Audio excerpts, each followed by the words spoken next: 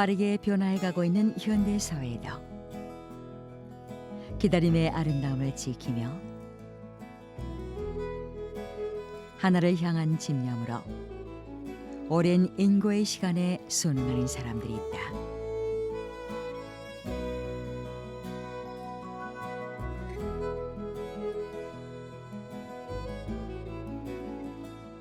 넉넉한 손때로 수십 년 세월을 기다리고 나서야 비로소 하나의 완성된 모습을 탄생시키는 소목장.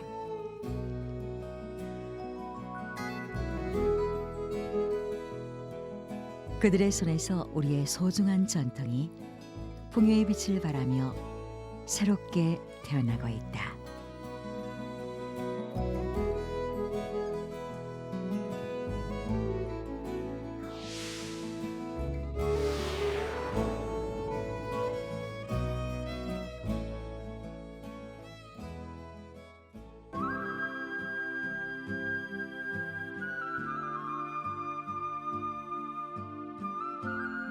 인류와 함께 시작된 목공예.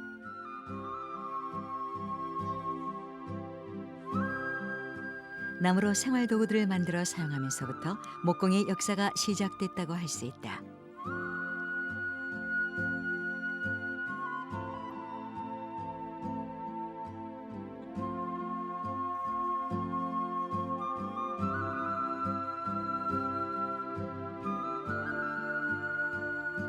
전통 건축 연구의 중요한 자료가 되고 있는 중국 북송시대에 편찬된 영조 법식에는 대목작 제도와 소목작 제도를 따로 구별하고 있어 오래전부터 이미 목공일을 전문적으로 하는 사람이 있었음을 보여주고 있다.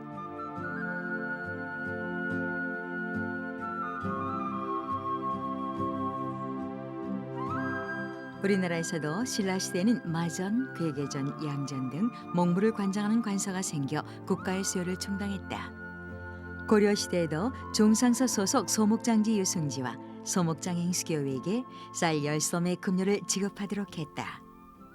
우리나라의 가구는 그러니까 과거 신라 때부터 목재의 우열을 정해서 골랐었습니다. 그래서 신분에 따라서 나무를 제한을 했기 때문에 일찍부터 치목 기술도 발달했고 나무의 성격도 파악했습니다. 그래서 조선시대 때에도 나무를 적재적소에 쓸 수 있는 그런 안목들이 있었기 때문에 좋은 가구가 많이 양산되었습니다.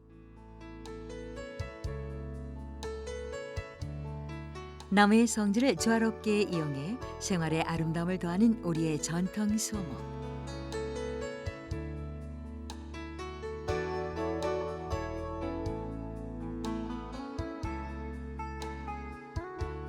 우리 삶의 모습을 닮아온 소목 작품들은 흐트러지지 않은 고운 자태로 아직까지 우리 곁에 남아있다.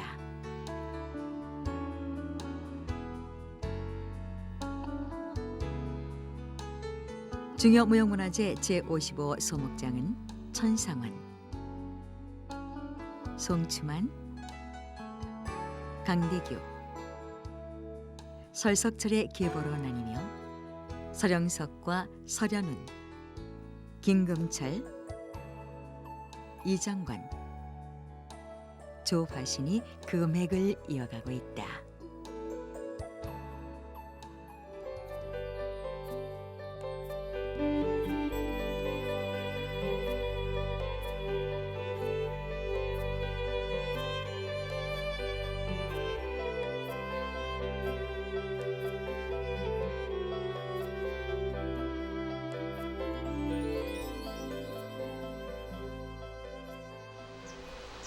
목가구는 지방에 따라 서로 다른 특성을 보이고 있는데 울창한 산지로 수령이 오래된 좋은 목재가 많은 우리나라의 소목은 나무 자체의 자연스러운 무늬를 중요하게 여기는 것이 특징이다.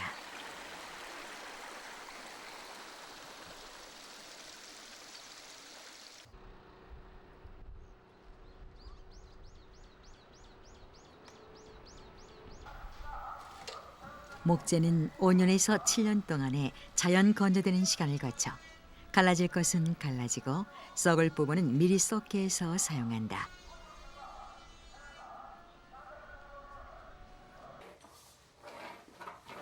경상에 쓰일 목재로 결이 좋은 느티나무가 결정됐다. 야, 7치 나와야 쓰는데.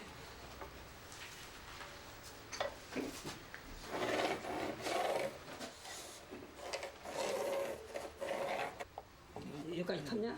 응? 도안에 따라 경상 각 부분의 치수를 목재에 표시하고 탄개톱으로 마름질한다.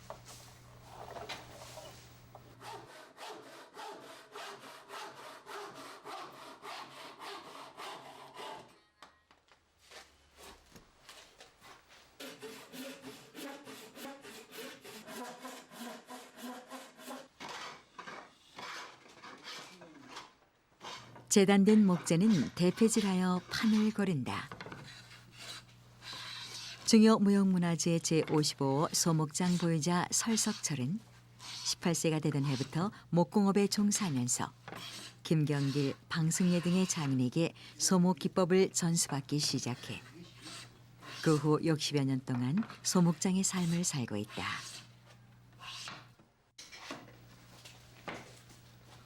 그는 오래전 느티나무를 켜다 나무가 튀어 한쪽 눈을 다쳐 실명하고 나머지 한쪽 눈마저 점차 시력을 잃어가고 있어 지금은 거의 작업을 하지 못한다. 야, 영서봐. 그 끄집질 좀 갖고 기다.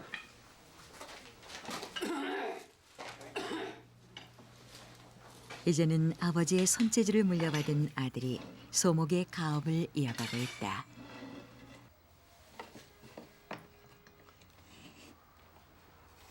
대패질로 톱질한 면이 고르게 정리되면 알맞은 넓이로 그 무게의 날을 조정해 홈이 들어갈 위치를 표시한다. 촉을 내거나 동자와 연결될 부위에는 미리 칼금을 넣어 표시해둔다. 이는 연필 등을 사용했을 때 그 두께에 따른 오차를 줄이기 위함이다.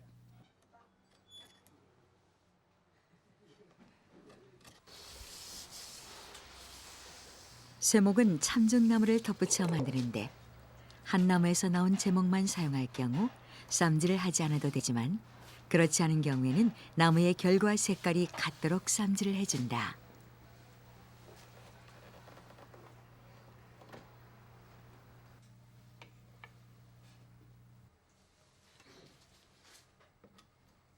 이제 각 부분이 하나로 연결되어 짜맞춰질 연기 짜임을 준비할 때다.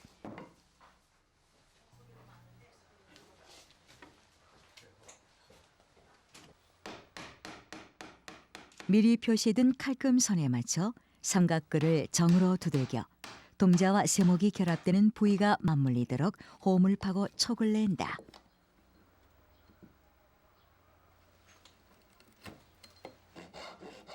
이처럼 들어가고 나온 부분이 서로 맞물려 하나의 결구를 이루는 촉과 연기 짜임은 우리나라 소목의 가장 큰 특징 중 하나라 할 수 있다.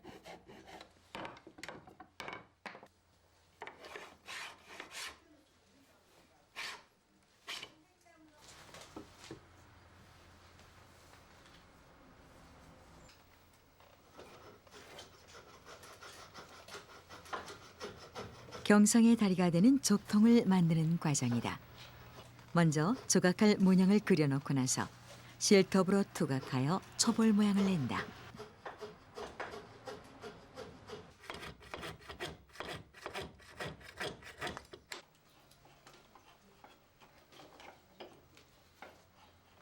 대략적인 큰 모양이 잡히면 구멍을 낼 부분을 파내고 세부적인 문양을 만들어가며 세밀하게 족통의 모양을 조각해 나간다.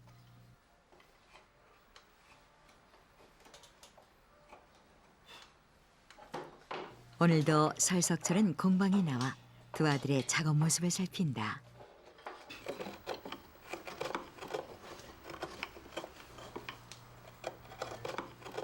스승인 아버지의 시선 아래에서 조각칼을 든 두 아들의 손놀림이 조심스럽게 이루어지는 가운데 네 벌의 족통이 완성되어 가고 있다.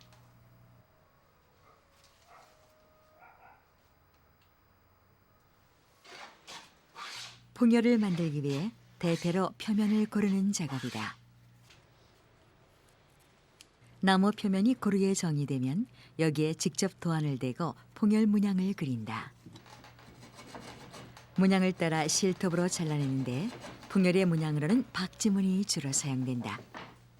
예로부터 박지 문양은 단엄과 가정의 행복을 가져다 준다는 기원의 믿음이 전해져 내려오고 있다. 실톱으로 풍열의 형태가 만들어지면 문양을 따라 세부적인 조각을 완성한다.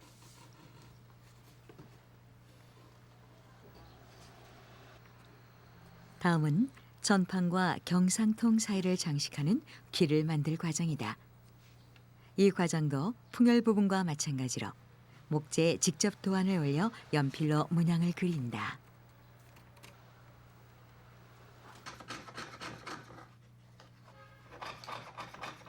연필선을 따라 실톱으로 오려내면 귀를 만드는 작업이 완성된다.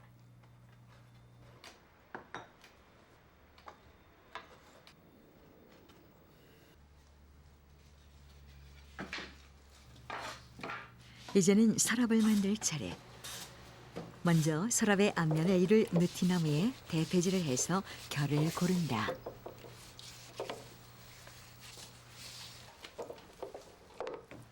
그리고 악엽풀을 녹여 느티나무를 가운데에 두고 양옆으로 오동나무 판을 붙인다. 이는 두 서랍이 좌우 대칭을 이루고 뒤틀림을 방지하기 위한 것이다.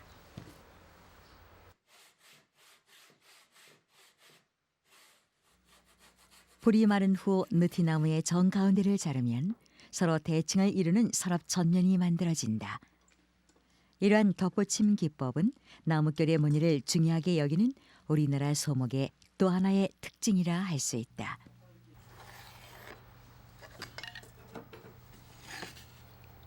서랍의 전면에는 상하 좌우의 대칭을 이루는 조각 문양이 장식된다. 원래 사찰에서 불경을 외울 때 사용되던 경상. 그래서 지나치게 화려한 치장보다는 불가의 상징적인 안상문이나 여의도문이 주로 사용되었다. 각 부분이 완성되면 서로 물고 물리며 하나로 얽혀 이어지며 경상의 틀을 이룰 차례다. 먼저 동자와 세목의 제비촉 물림을 연결하여 그 사이로 뒤판을 밀어넣는다.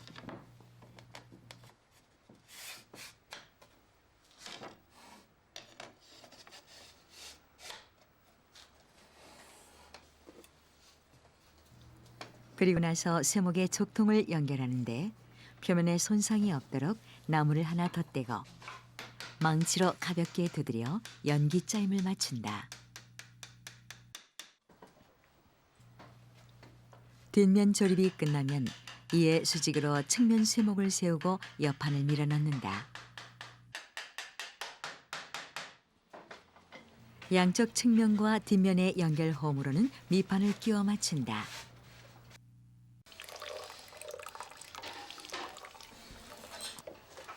밑판은 느티나무가 아닌 너비가 좁은 오동나무를 여러 쪽으로 붙여서 만든다. 불이 완전히 마르면 이음새가 모나지 않도록 균일하게 대패질해서 판을 거른다.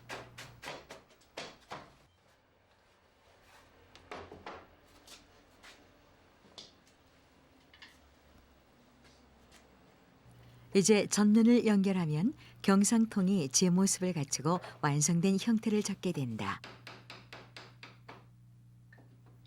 경상통을 다시 뒤집어 두 개의 측면 족통 사이를 이어주어 받침대 역할을 하는 족대를 부착하고 있다. 족대는 두 벌을 함께 넣고 똑같이 모양을 그려 높낮이에 차이가 나지 않도록 한다.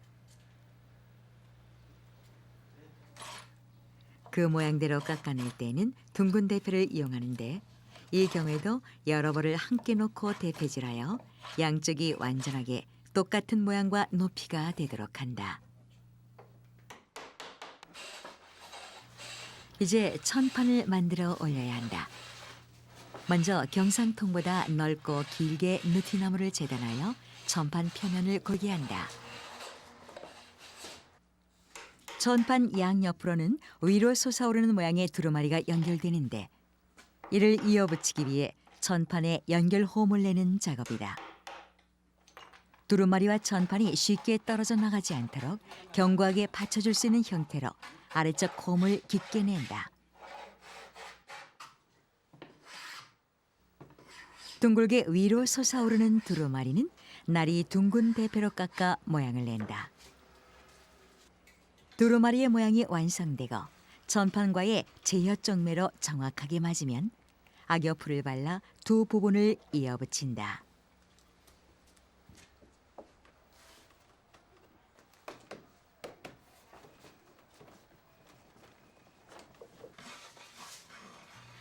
풀이 마르면 둥근 대패로 곡선의 모양을 정리하고 전판을 붙일 차례. 이때 전판을 직접 올리는 것이 아니라 경상통에 풀칠을 하여 뒤집어 놓은 천판에 올려 붙여야 정확한 위치에 단단하게 부착된다. 양쪽 힘은 잘. 드디어 경상이 제 모습을 갖추었다.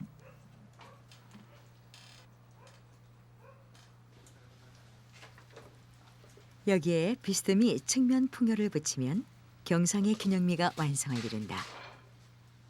이 음새의 부분에는 떨어져 나가지 않도록 악여풀을 발라 말린다.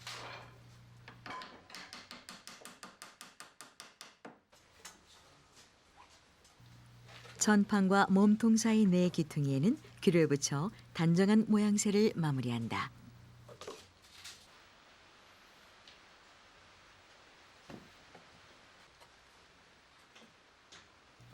오동나무로 서랍을 짜는 모습이다. 오동나무는 가벼우면서도 강도가 단단하고 습도 조절이 뛰어나며 병해에 강한 성질이 있어 미판이나 서랍과 같은 내부 재료로 많이 사용된다.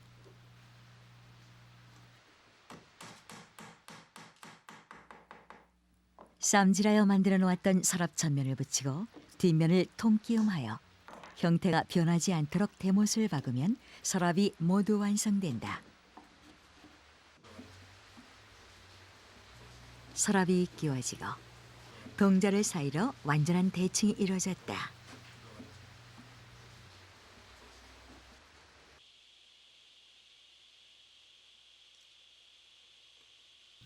족대와 족통이 연결된 부분에 대못을 박아놓고 밖으로 나온 부분은 끌로 잘라내어 다듬는 마무리 작업이 한창이다.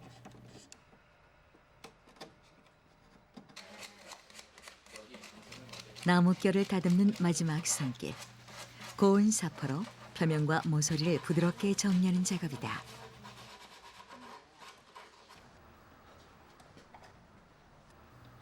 남도지방의 소목은 양질의 목재로 그 자체의 무늬를 살리기 위해 오칠보다는 단아한 기품이 나는 기름칠을 주로 사용한다.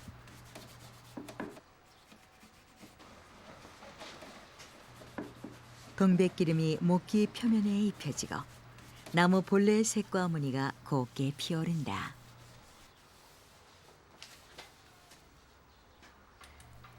마지막으로 서랍에 손잡이를 달아 경상을 완성시킨다.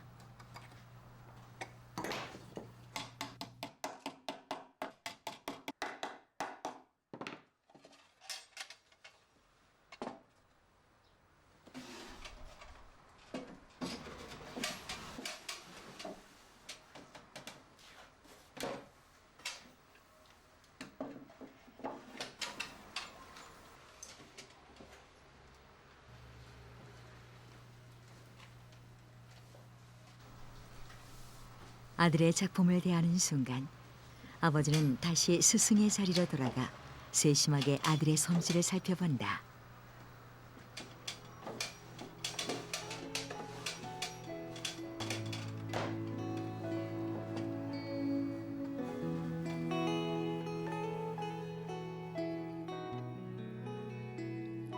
마음을 가다듬고 욕심을 버리며 생각을 나누던 경상. 우리네 삶과 같이 제각각이 얽히고 설켜 하나의 경상을 이룬다.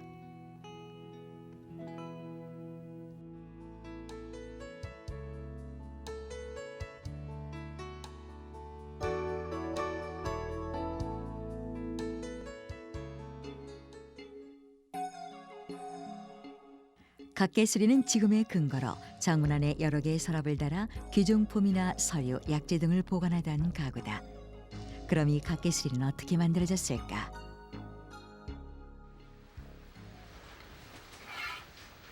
느티나무 천판에 도안을 그리고 있다. 측널과 맞닿아질 부분과 문짝이 들어갈 부분을 표시하는 것이다.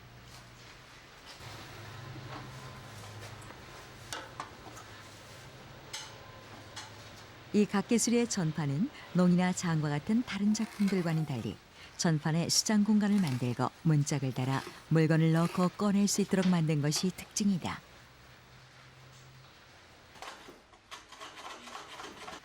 전판에 문구멍을 낼 때는 먼저 활비비로 구멍을 내어 그 사이로 실톱을 통과시켜 전판 가운데 구멍을 오려낸다.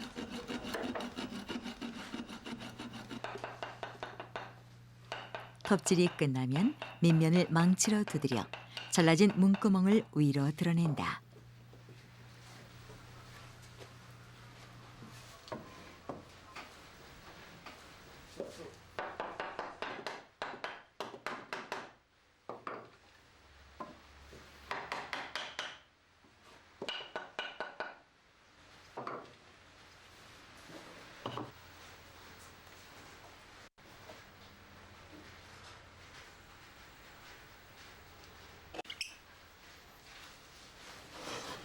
측날을 이룰 부분이다. 홈을 파낼 곳에 미리 칼금을 긋고 풍열 부분의 도안을 그려넣는다.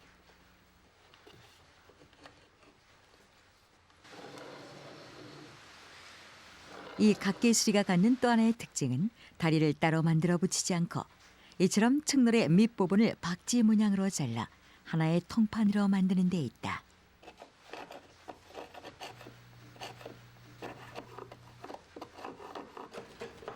칼금을 따라 홈을 파내면 측널이 완성된다.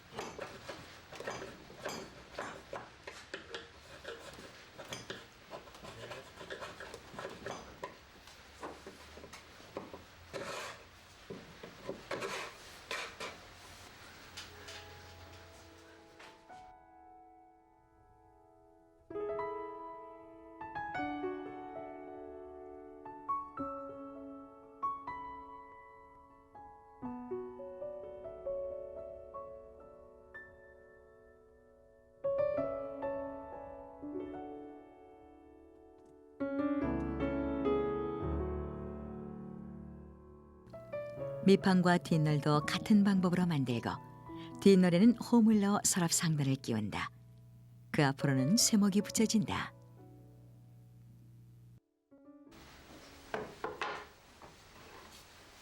경상을 만들 때와 같이 각 부분이 완성되면 악여풀을 발라 몸통을 조립하는 작업에 들어간다. 먼저 측널에 밑판과 쇠목을 세우고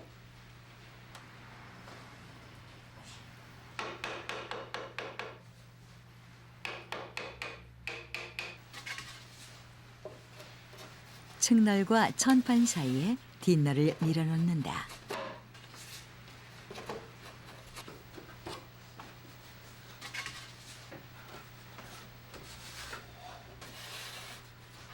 쇠목과 뒷널 사이에는 서랍 상단을 끼워넣고 나머지 옆널을 붙이면 각개수리 몸통이 만들어진다.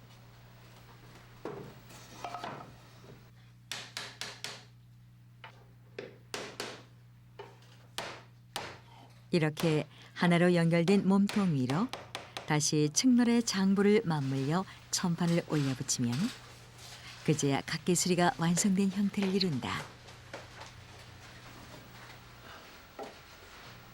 앞면 아래는 역시 풍열을 장식한다.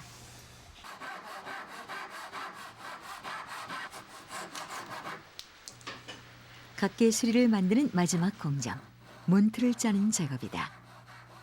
문틀은 네 귀퉁이가 정확하게 맞물려야 하므로 양쪽 모서리에는 연기촉을 내어 다듬는다.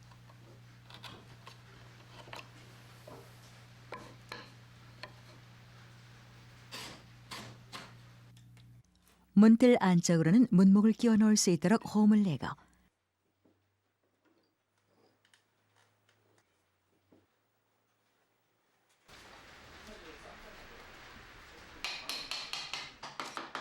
문틀을 이룰 느티나무가 모두 만들어지면 각 연기촉을 물려 사각형의 문틀을 짠다. 문틀 역시 그 속을 채울 문목과 같은 목재인 느티나무를 사용하였다.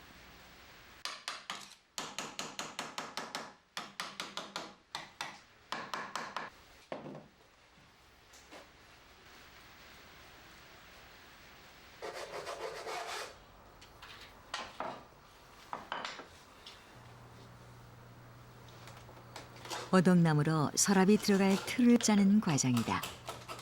앞으로 드러나 보이는 면에는 느티나무를 덧붙여준다.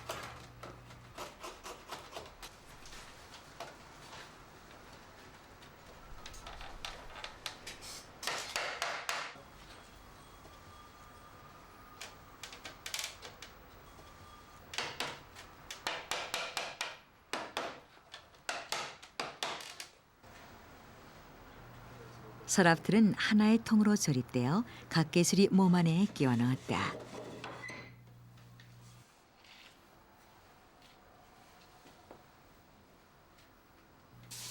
전체 면을 고운 사포로 갈아내는 일은 모든 소목 공정에 포함되는 기본 작업이다.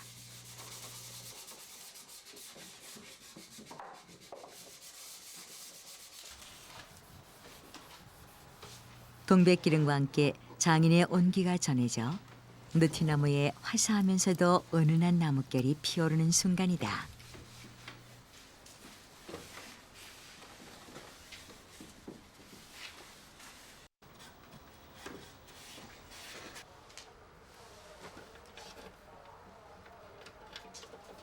이제 장석을 달아 각개수리를 장식한다. 측널 중앙에 구멍을 뚫어 들쇠를 끼운다.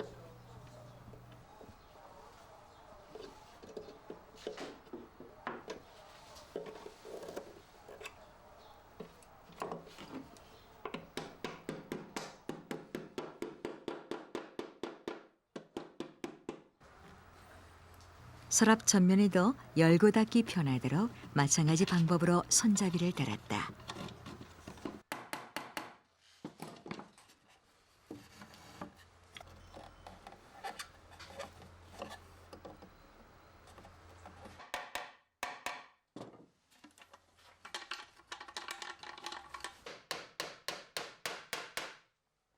문짝에는 원형의 장석을 박았고 측널과 경첩으로 연결하여 여닫을 수 있도록 한다.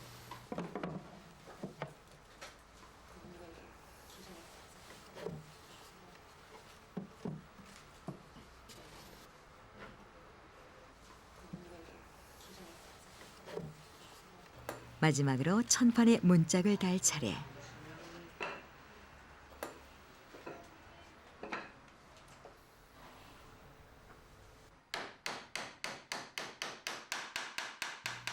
전판의 문짝에도 전면과 같은 모양의 장석과 경첩이 붙여지고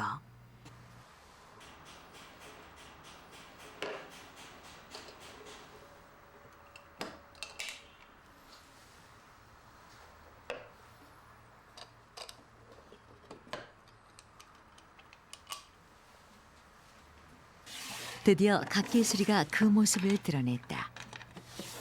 오래전 금고로 사용됐던 각개수리.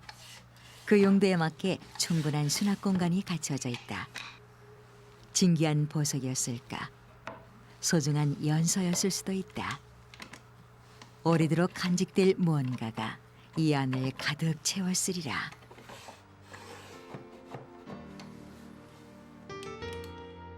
(60) 년 동안 나무를 만져온 장인의 정성이 또 하나의 소목을 완성시킨다. 할아버지에서 아버지에게로, 다시 아들에게로 전통과 하나의 정신이 대물림되듯 남도의 소목도 오랜 세월 손에서 손을 거치며 이어져 가고 있다. 이 나무들과 함께 온 60평생. 그러나 작업장을 가득 메운 이 나무 때문에 그는 시력뿐만 아니라 한쪽 다리마저 크게 다쳐 걷는 것마저 불편하게 됐다. 나는 이제 지금 살면 뭐 많이 살아야 뭐 10년도 못 살 것인데 그게 이제 아들들한테 전장을 시켜줘야지. 또 지그들도 요즘 안 써도 되고 또 맞으면 좀 아버지가 것이 한 것인 게 지금도 요즘 바로 써본지도 않을 것 같은 내 생각에.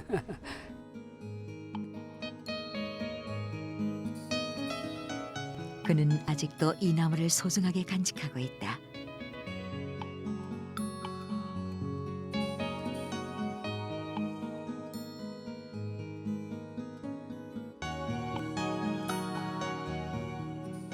나무와는 뗄래야 뗄 수 없는 인연.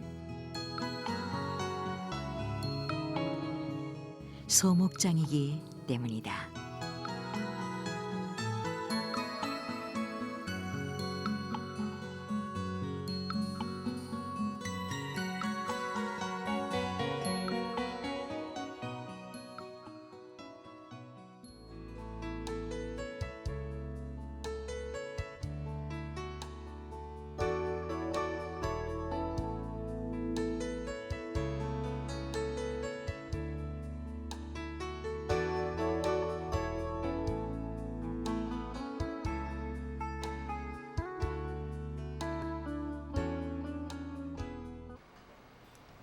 경상남도 통영시 북신동.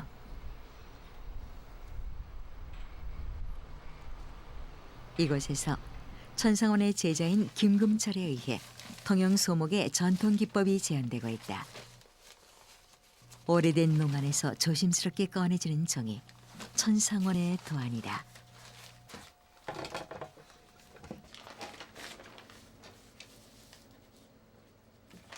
이 몇 장의 종이가 통영 소목의 전통을 이어주고 있다.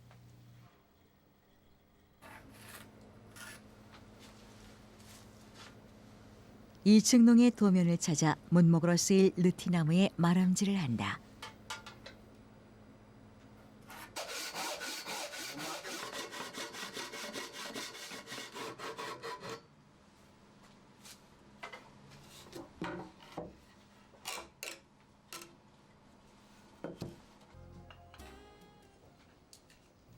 문목이 치수에 맞게 재단되면 이를 만력에 올려 톱질한 표면을 다듬는다.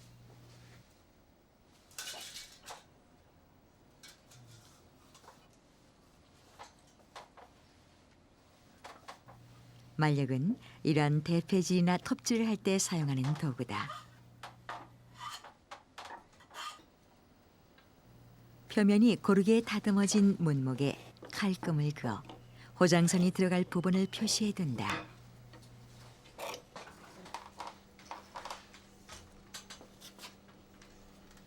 이제 아자 상감에 들어갈 호장선을 준비해야 한다. 호장선은 검정색과 흰색이 조화를 이루어 만들어지는데 나무 자체가 검은색을 띠는 목감나무를 얇게 톱질하여 검정색 호장을 빼낸다.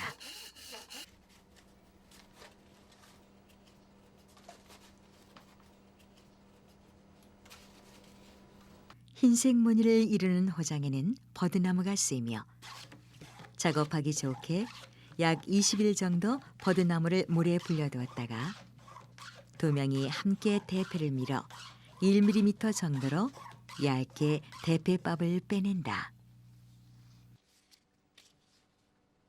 이렇게 만들어진 것이 호장선이다. 먼저 검은색과 흰색을 교대로 쌓아 호장을 만든다.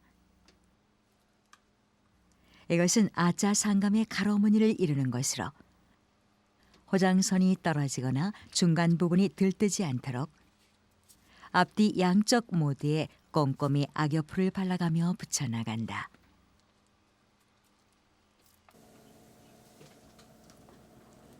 이 증농을 만드는 데 들어가는 호장은 폭 5cm, 길이 50cm에 3줄짜리 5개, 5줄짜리 32개 정도라고 한다. 호장이 모두 만들어지면 이를 한데 모아 나무 토막을 대고 눌러 각 호장선이 완전히 고착되도록 한다.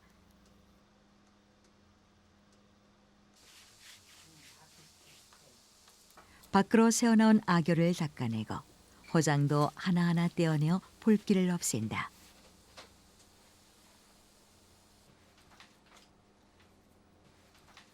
이를 다시 노끈으로 단단히 조여감아 탕개질을 한 다음 다시 노끈을 풀러 악여를 닦고 묶는 탕개 작업을 10번 정도 반복한다.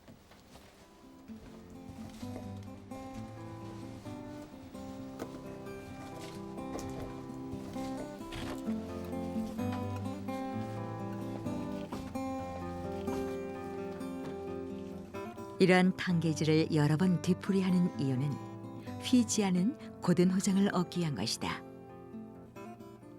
마지막 탄개질이 끝나면 일주일가량 그늘에서 말려 잠을 재운다. 묵묵한 인내와 기다림의 시간 속에서 지각기 다른 나무와 악여풀이 하나가 되어 곱고 단단한 호장이 완성됐다.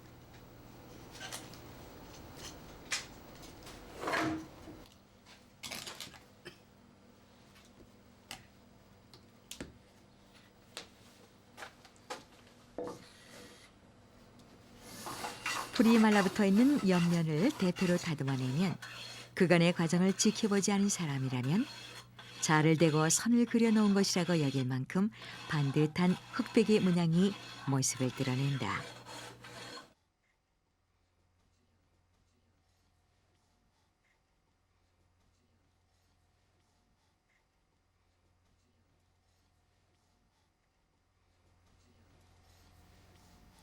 이제 본격적으로 아짜 상간무늬를 만들기 위한 준비에 들어간다. 먼저 세로 선으로 쓰이는 호장의 두께만큼 칼금을 넣어 수직의 무늬가 들어갈 자리를 표시해 둔다.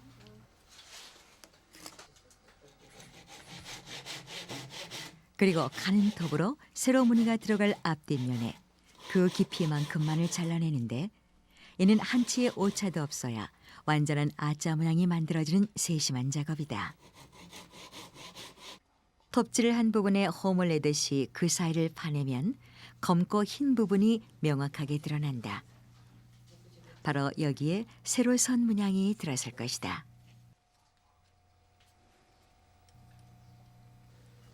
세로 무늬가 되는 호장에 악여칠을 하여 수직으로 세워놨는데 이를 씨 박는다라고 한다.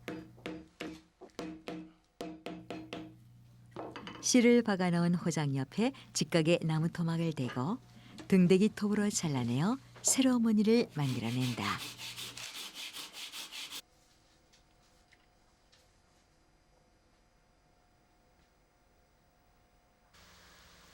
호장의 무늬가 완성되면 테두리가 될 두꺼운 버드나무를 하나 덧대어 아기로 붙여주고 반대쪽에는 흰색 호장선을 하나 덧붙인다.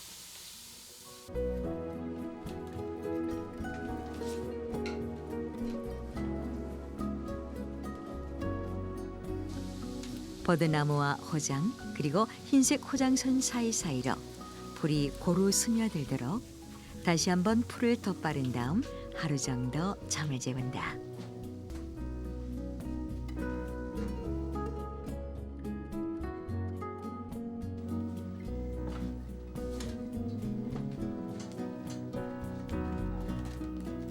악유가 모두 굳었으면 판기를 풀고 버드나무에 붙은 호장을 둘로 나눠야 하는데 이것을 만력에 올려놓고 버드나무 절반을 갈라 각각 2개의 호장으로 분리하는 것이다.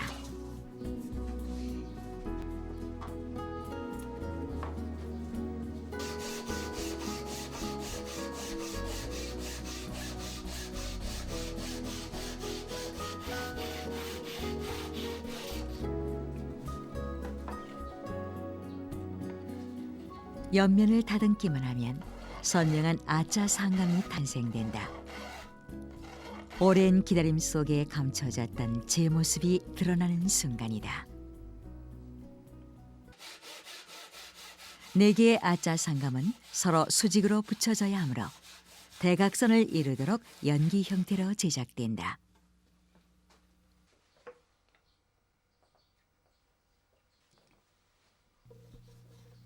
서로 만나는 이음새 부분은 따로 연기틀에 올려놓고 톱질한 표면이 정확하게 이어지도록 다듬는다.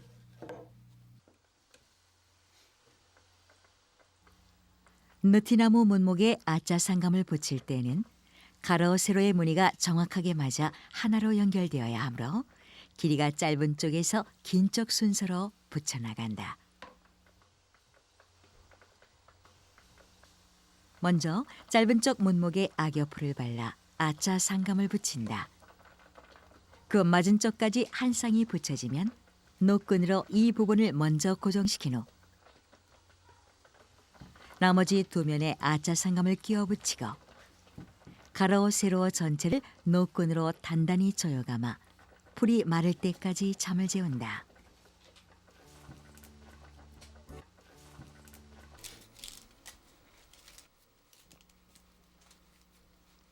노끈이 풀리고 문목이 완성되었다. 아짜 상감이 느티나무에 흐르는 나뭇결을 감싸 안고 동영 2층농 전면을 장식할 준비를 시작한다.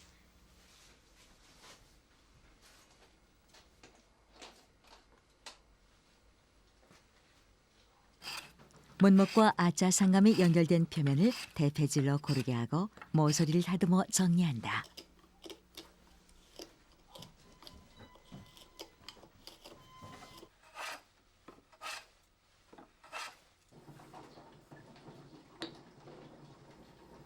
아짜 상감이 장식된 문목 사이를 동자로 연결하여 집약간에 들어갈 문목 판재가 만들어지고 있다.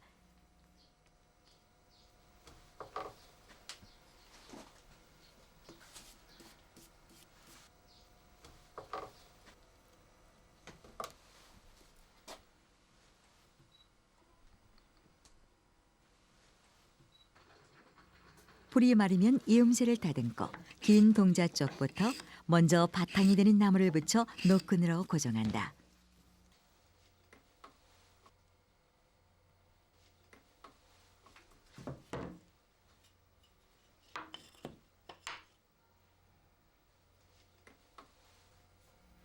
그리고 나머지 쇠목 쪽에 바탕나무를 끼워넣고 전체를 노끈으로 돌려감아 놓는다.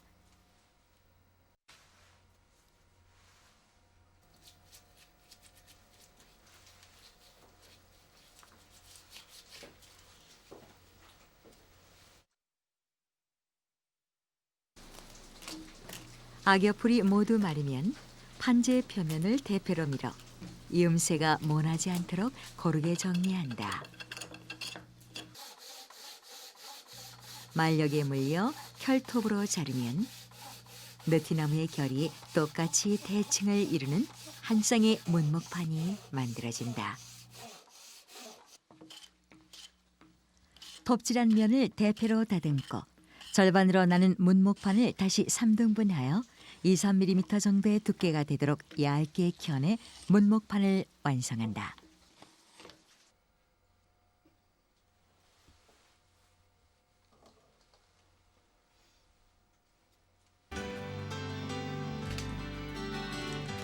붙이고 잠재우기를 여러 번 뒤풀이한 끝에 2층농 전면에 들어갈 문목이 모두 완성되었다.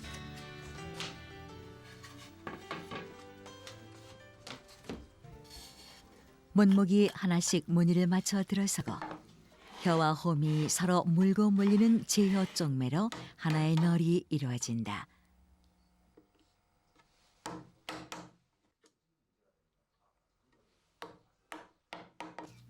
위에 올려지는 문목과 연결될 촉을 따내고 쥐벽간을 끼울 홈을 파낸다.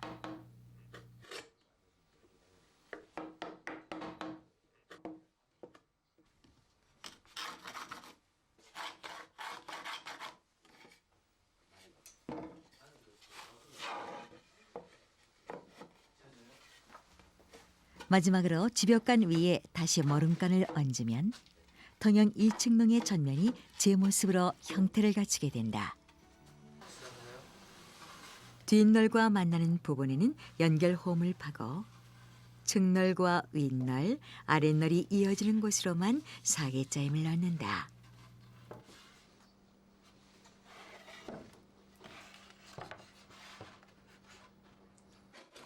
이 사계 물림은 깍지를 낀 손의 모양과 비슷하다 하여 손가락 물림이라고도 한다. 섬이 놓은 것을 2층으로 올리고 그 앞으로 농 전면을 부착한다.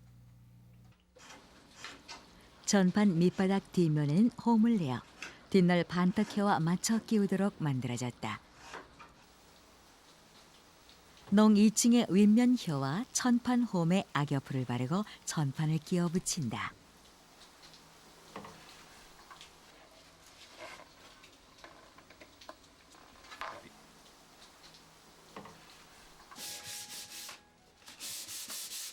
이 증장 전면을 사포로 곱게 갈아 아짜 문양과 문목의 나뭇결을 다듬는다. 이층농 제작의 마지막 과정으로 기름칠을 한다. 예전에는 콩기름을 여러 번 덧발라 윤기를 내고 색을 입히기도 했다. 경첩을 붙이고 각 모서리에 장석을 달아 이층농에 장식을 한다. 경첩과 장석은 두속장인에게 따로 주문하여 제작하며 나비문, 박지문 등 다양한 문양과 재질이 있어 작품에 맞게 선별되어 이층농을 장식하게 된다. 드디어 통영의 이층농이 완성되고 동백기름을 다시 입혀 모든 단장을 마친다.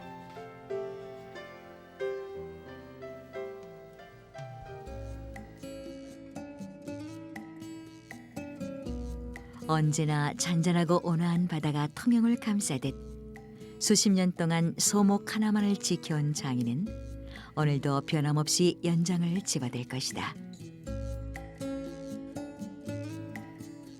그의 손이 간직하고 있는 전통 소목에는 태어난 곳 통영의 자연이 들어있다.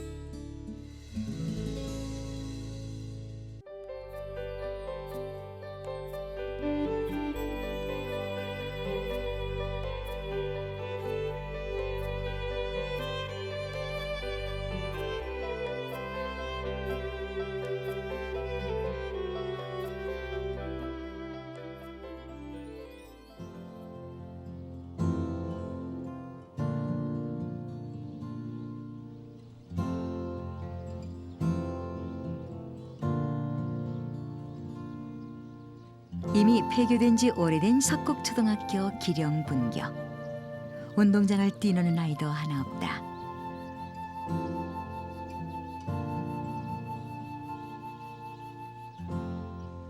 대신 그곳엔 오수공방이 있다. 운동장의 자리를 잡은 느티나무 원목. 소목장 이정권이 그 위에 먹물을 묻힌 대나무로 선을 표시하고 있다.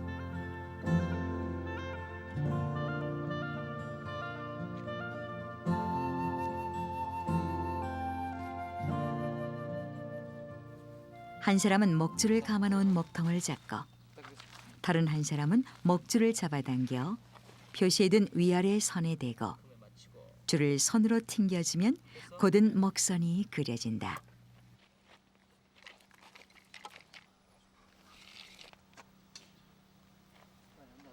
이렇게 먹줄을 그어 원목을 켜낼 자리를 표시하는 것이 오래전부터 사용되던 전통의 기법이다.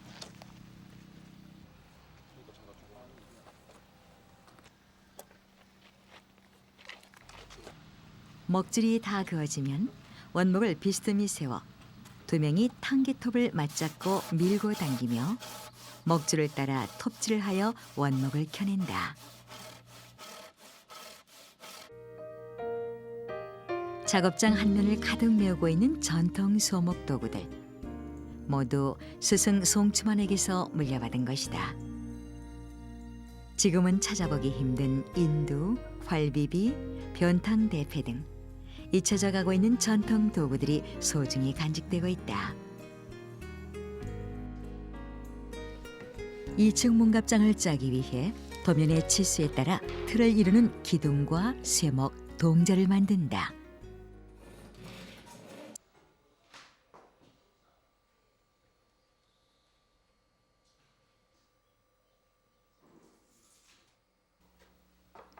각각의 기둥과 쇠목, 동자가 하나씩 연결되어 가고 들어가고 나온 부분이 맞물리며 모두가 하나로 이어져 2층 문갑장의 위틀이 완성되었다.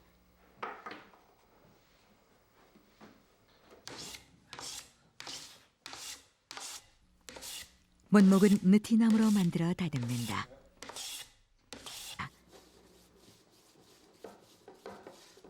다음에는 문목 전체에 악여 풀칠을 하는데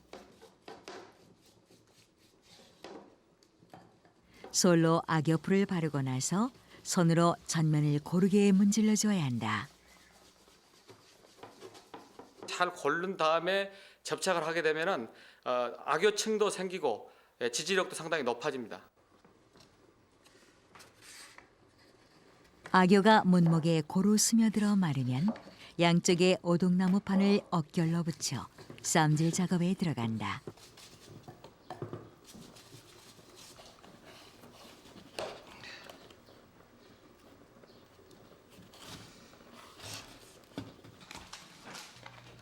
쐐기가 들어갈 만큼의 공간을 남겨두고 탕개질한 다음 나무판 중간 부분에는 쐐기를 박아 넣어 판 전체가 일정한 힘을 받도록 한다.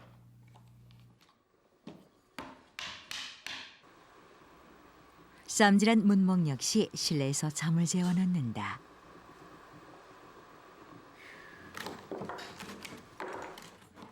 풀이 완전히 마르고 원래 하나였던 것처럼 두 나무가 완전히 결합되면 쐐기를 빼내 노끈을 풀고 느티나무의 절반을 가른다.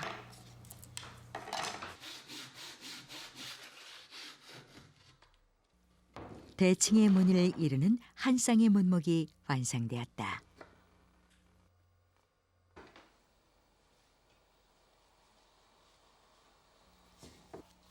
서로 하나가 될 문목의 오동나무 면과 틀 모두에 풀칠을 하여 하단 틀에 문목을 붙인다.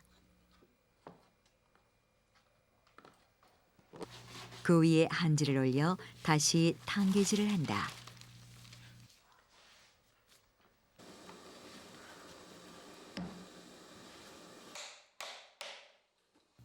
이처럼 쐐기를 박는 과정에서 나무 전면에 상처가 나지 않도록 하기 위해 한지를 덧댄 것이다.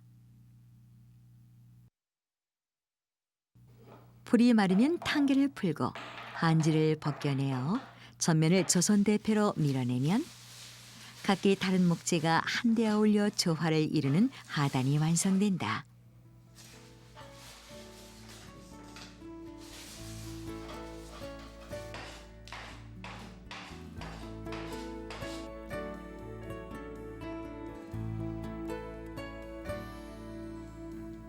이와 같은 방식으로 문판도 완성시킨다.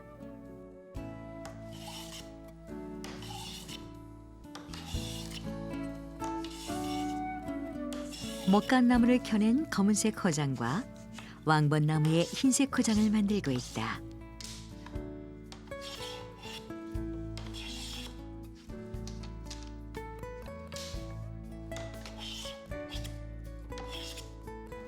호장이 모두 만들어지면 검은색 호장에 흰색 호장 2개를 붙이고 소나무로 판지를 대어 쌈질한다.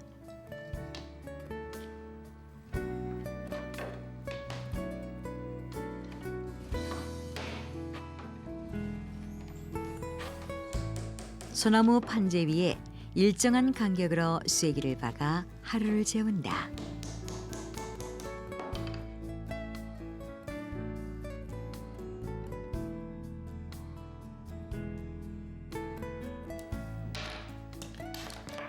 이번에도 묵묵히 노끈을 푼다.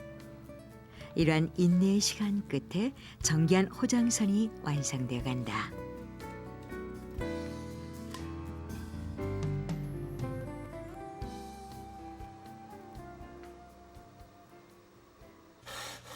이것을 둘로 나누고 이렇게 만들어진 호장 사이에 왕벚나무를 붙여 다시 쌈질한다. 풀칠을 하고 붙이고 계속 반복되는 이러한 과정 속에서 아름다운 작품에 대한 집념이 솟아오른다.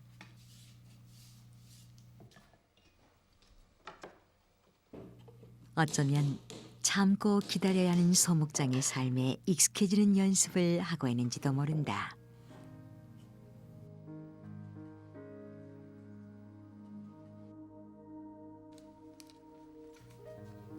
하루가 지나고 다시 노끈을 푼다.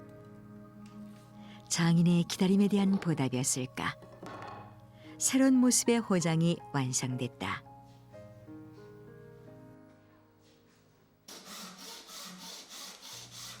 또 다른 내일의 기대감으로 톱질을 하는 그의 손에 힘이 들어간다.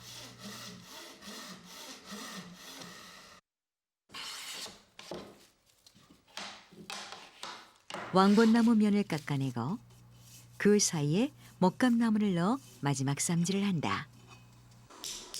처음과 다름없는 같은 모습으로 또 같은 마음으로 노끈을 감는다.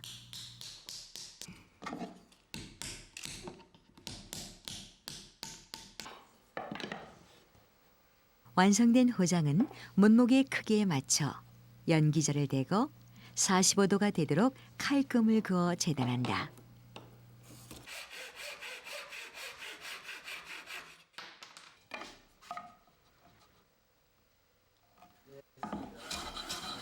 이를 연기대에 대고 톱질한 면을 일정하게 다듬는다.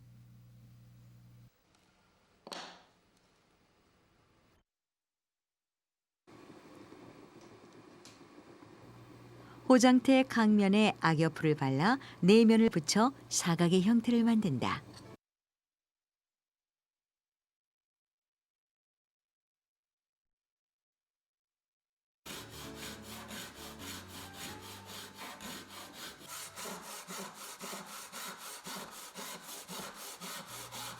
틀이 완전하게 굳으면 금욱의 선을 따라 단계톱으로 절반을 켜낸다. 이러한 과정으로 각각의 문목에 맞도록 호장틀을 만든다. 호장태와 문목 이음면에 악여풀칠을 하고 호장태에 문목을 끼워 붙인다.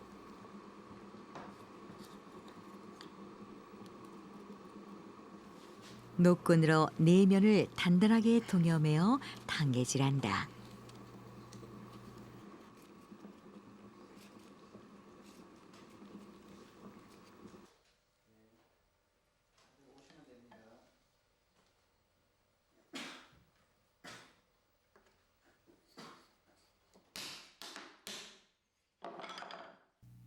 당개질이 끝나면 양옆에 오동나무를 대고 쌈질하여 잠을 재운다. 마지막으로 중앙을 켜내면 호장틀을 두른 문목이 한 쌍씩 마련된다.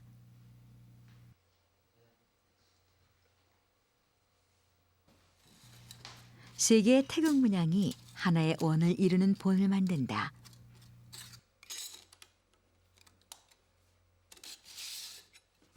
목감나무에 본을 대고 칼로 도안을 그려 돌림톱으로 오려낸다. 태극문은 검은색과 붉은색, 흰색으로 구성되는데 붉은색은 참중나무를, 흰색은 왕본나무를 사용한다. 문목에 장식되는 이 삼태극 문양은 남도지방에서 유행하였던 목공의 상강기술의 하나이다.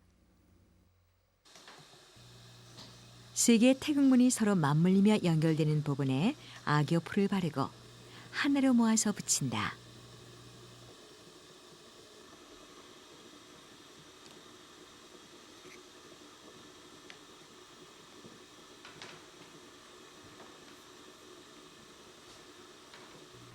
원 전체에 노끈을 감아 단단하게 져준 다음 노끈 사이로 쐐기를 돌려박아 하루를 재운다.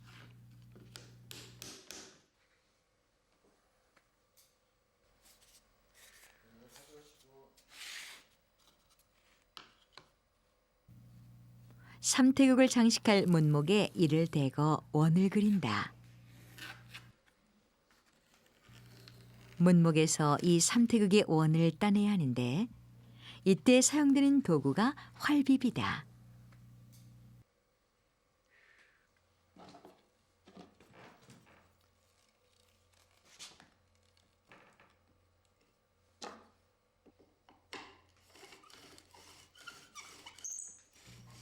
이렇게 활비비를 돌려 원 안쪽을 켜내고 그 사이로 돌림톱을 껴 삼태극이 들어갈 원을 오려낸다.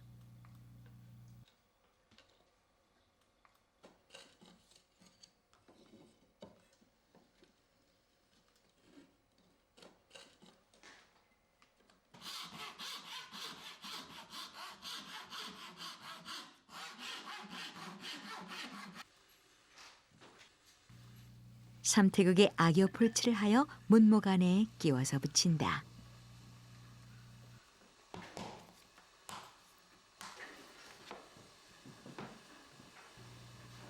문목 내면에 노끈을 감고 삼태극이 들어갈 부분에는 쐐기를 돌려쳐 하루 동안 말린다. 문목 전면에 악여풀이 입혀지고 또다시 쌈질 작업이 시작된다.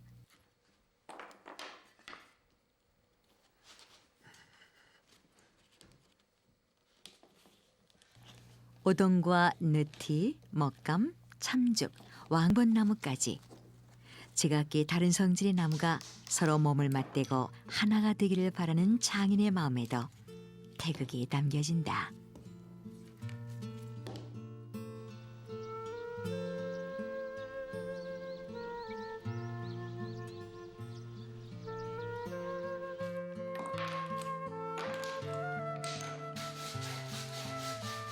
반을 갈라 두 개의 태극 상감을 만들고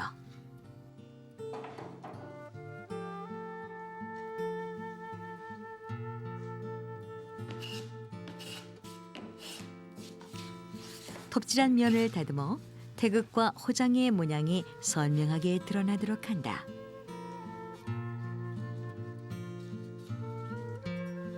문목 내면에 고루 악여풀을 바르고 몬틀에 끼워 넣어 풀기를 닦아낸다.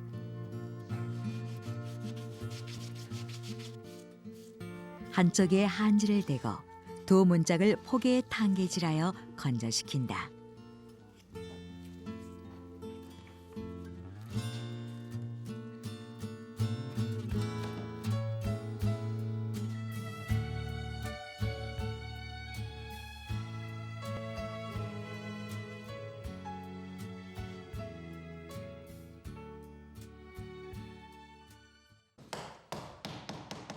사계 중 어렵다는 개미열이 사계 맞춤을 하고 있다. 이 짜임은 한 끝이 좁아 혀가 빠지는 일이 거의 없어 그 견고함을 더해준다.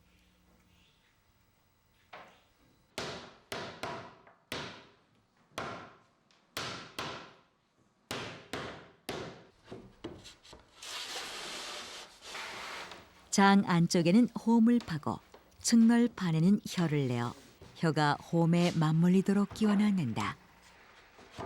이렇게 2층 문갑장의 형태가 만들어지기 시작했다.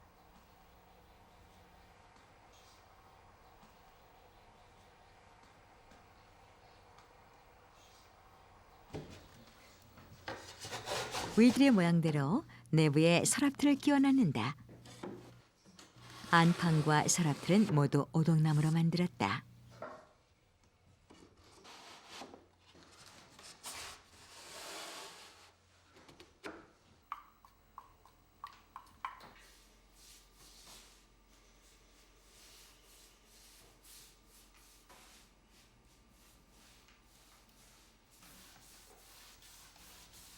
전면에 칠을 입히고 걸레로 문지르면 나뭇결 깊숙이 칠이 스며들어 석간주 고유의 은은한 붉은 빛이 2층 문갑장에 감돈다.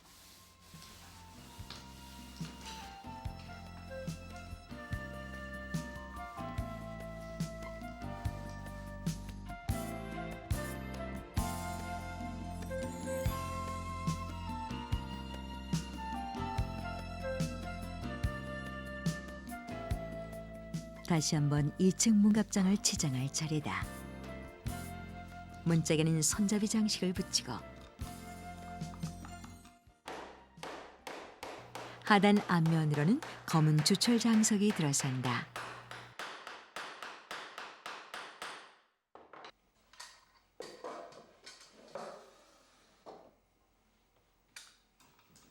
상단 문짝이 끼워지고 태극 문양의 흐름과 장석이 화사한 조화를 이룬다.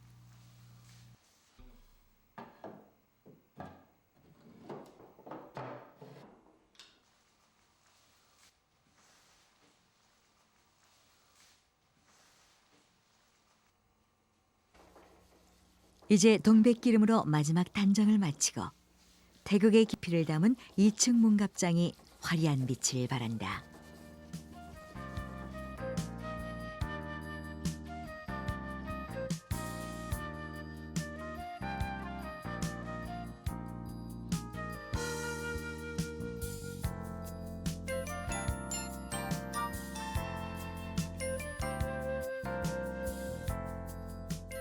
오랜 기다림으로 수없이 반복되는 인내의 순간들.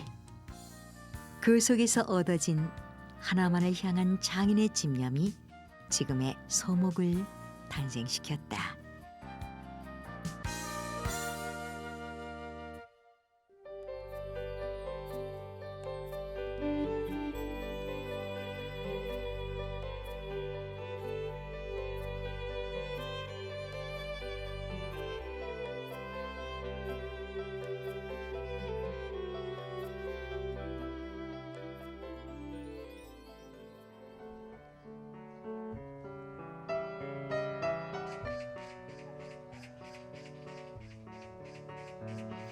사계절이 여러 번 지나고 나서야 비로소 제 모습을 갖추게 되는 소목공예.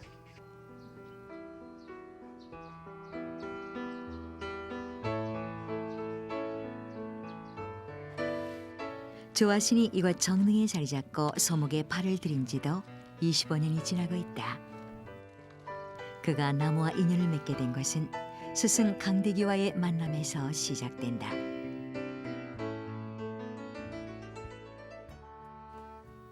뼈대 목재로는 단단한 성질을 지닌 참종나무를 사용한다. 뼈대는 중심 틀을 이루며 힘을 지탱하는 것이므로 휘거나 패인 부분이 없도록 대패로 밀어 곧고 평평하게 만든다.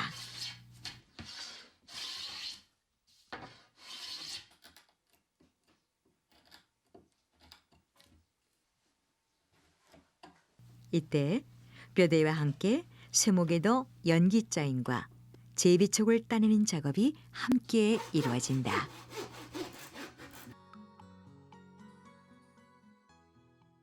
홈통에 얇게 켠 참종나무를 똑같은 각도로 잘라 오금을 만드는 작업이다. 오금은 수직과 수평만을 이루는 동자와 쇠목에 장식하여 부드러운 느낌이 들게 하기 위한 것이다.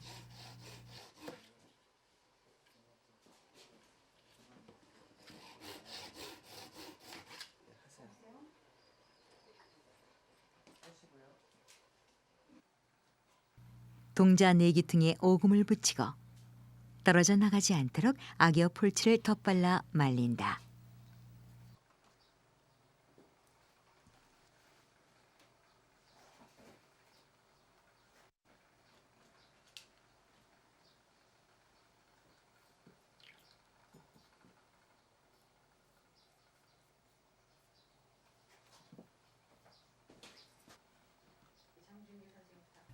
동자와 연결되는 쇠목 부분에도 오금을 돌린다.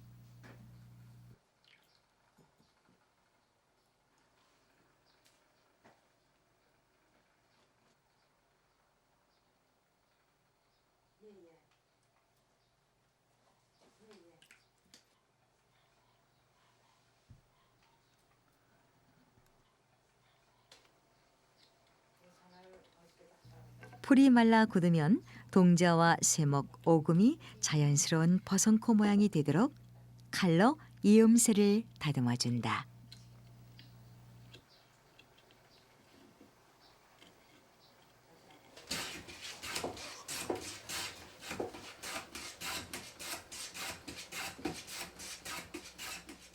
머름칸 문목은 느티나무를 얇게 켜서 대패로 표면을 다듬는다.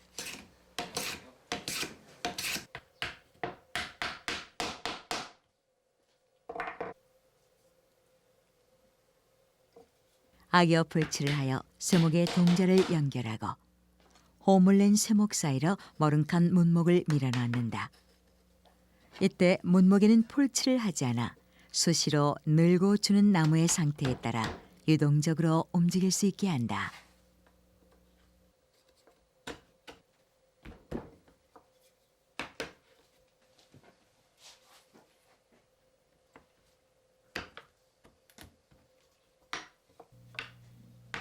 위로 쇠목을 하나 더 연결하면 세 칸의 머름간이 완성된다.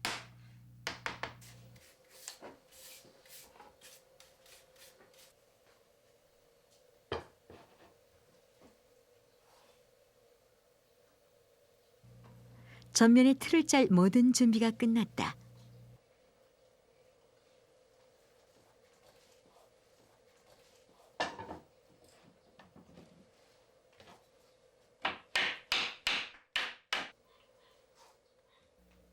머랭칸 문목을 넣은 쇠목에 풀칠을 하여 뼈대와 연결한다.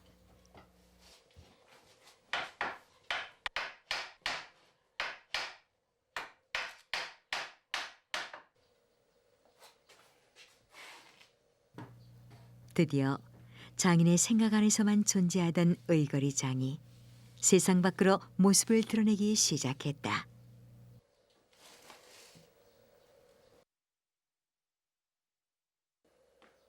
소목장인은 그가 인두를 꺼내진다. 무엇을 하려는 것일까?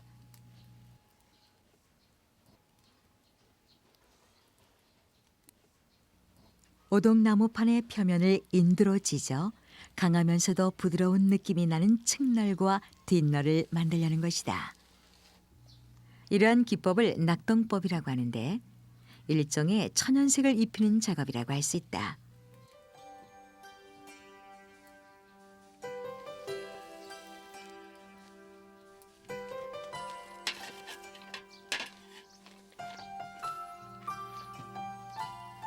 스승인 강대규가 1996년 세상을 등지고 그는 혼자가 되었다. 얼마나 더 태워야 할지 물어볼 사람도 소목일의 어려움을 하소연할 사람도 없다.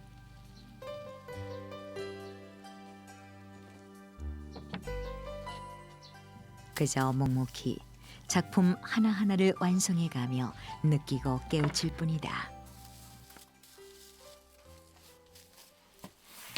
검기에 그을린 표면을 볏짚으로 문지르면 오동나무 본래의 색은 없어지고 감춰져 있던 나이테가 드러나 자연스러우면서도 깊이가 있는 문양이 피어른다.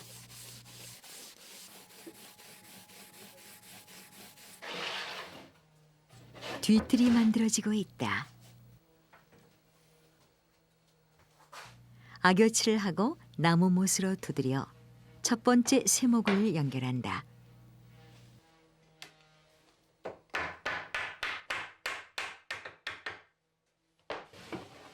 그리고 일정한 간격으로 세 개의 쇠목을 차례로 붙여 뒤틀의 형태를 만들어간다. 쇠목 사이로는 낙동법으로 색을 입힌 뒤 판에 악여 풀칠을 하여 통으로 끼워 넣는다. 마지막 오동나무 판이 끼워지면 쇠목과 연결되는 촉 부분에만 풀칠을 하여 나머지 뼈대를 붙인다.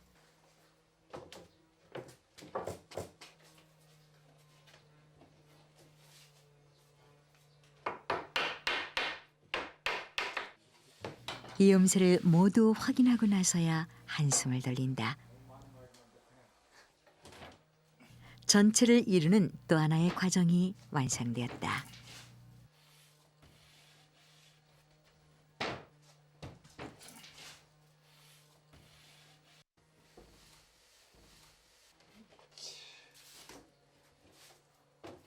뒤틀을 뒤집어 수직으로 쇠목을 세운다. 바로 옆면을 기우기 위한 작업이다.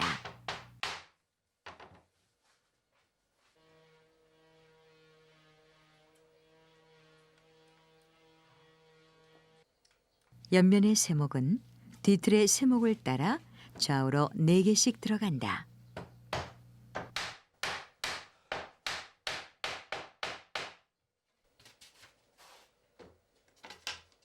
뒷판과 같은 방법으로 각각의 쇠목 사이에 낙동법을 한 오동나무 판을 끼워 넣는다.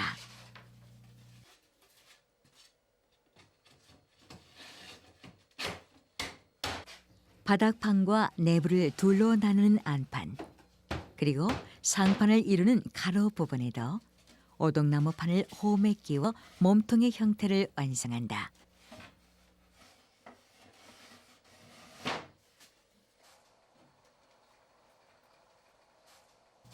이제 앞틀을 붙이는 일만 남았다. 옆면 위에 만들어 놓은 앞틀을 올리고 나무 망치로 두드려 각각의 연기를 맞춘다.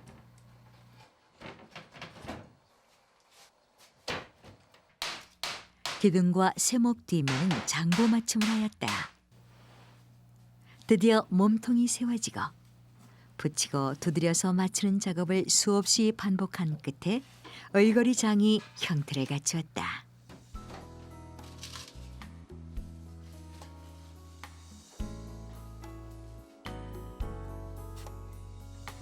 뼈대는 단단한 참중나무로 만들었지만 겉면을 차지하는 문짝은 무늬가 좋은 느티나무를 사용한다.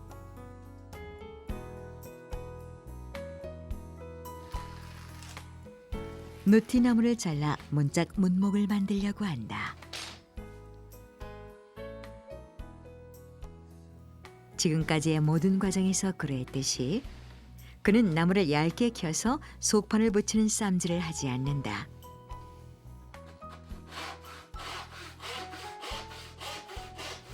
자연의 넉넉함과 나무 자체의 견고함을 담아내고 싶은 것이다.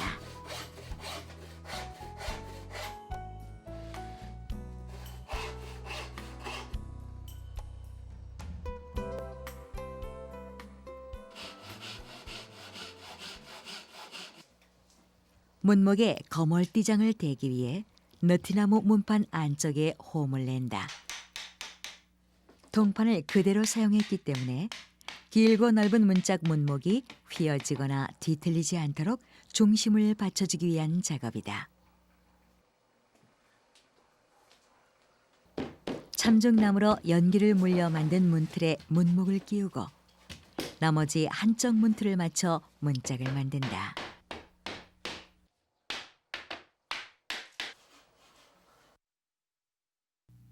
아래의 문짝도 같은 방법으로 만든다.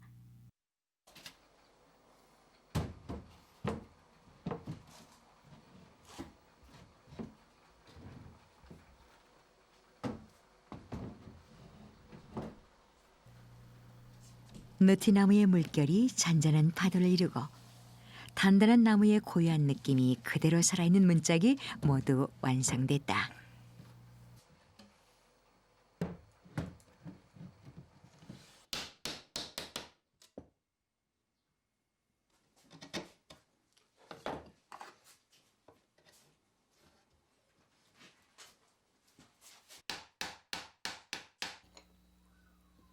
문짝의 앞면에는 구멍을 뚫고 비녀 자물쇠와 고리를 달아 손잡이의 역할과 동시에 자물쇠의 역할을 하게 한다.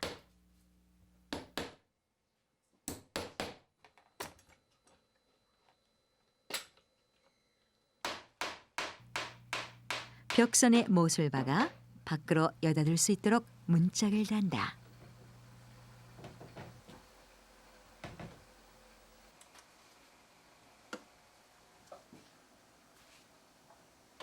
문짝과 접하는 쇠목 안쪽 중앙에는 문바지 턱을 달아 문이 장 안으로 밀려 들어가지 않도록 한다.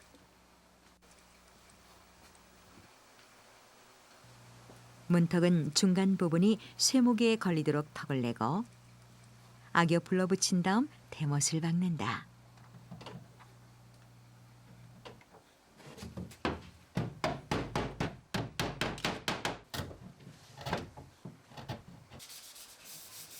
의거리 장의 모든 부분이 완성되어 제 모습을 갖추면 전면을 고운 사포로 갈아내는 마무리 작업에 들어간다.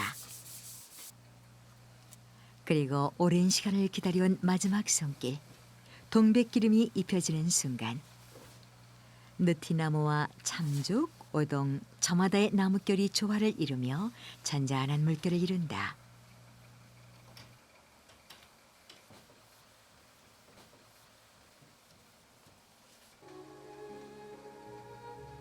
10여 년의 기다림 끝에야 제대로 나무를 보는 안목이 생긴다는 소목장.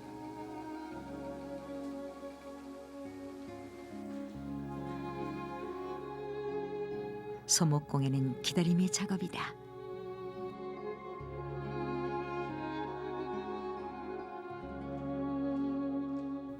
안방에서 사랑해서 또 하나의 자연을 녹아들게 했던 우리의 소목.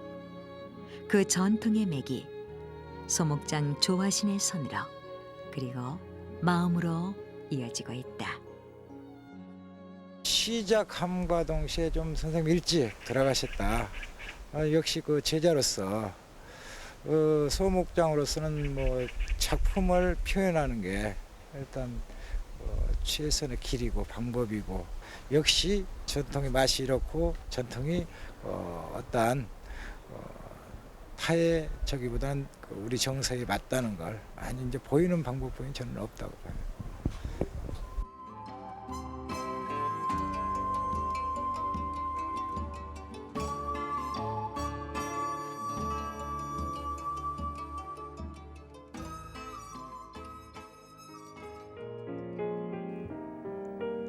그들은 말없이 보여지고 있다. 오랜 기다림의 마지막이 얼마나 아름다운지를. 화려한 치장이 없어도 화사한 빛을 머금을 수 있고, 더디지만 멈추지 않고 계속되는 것이 여기 있음을.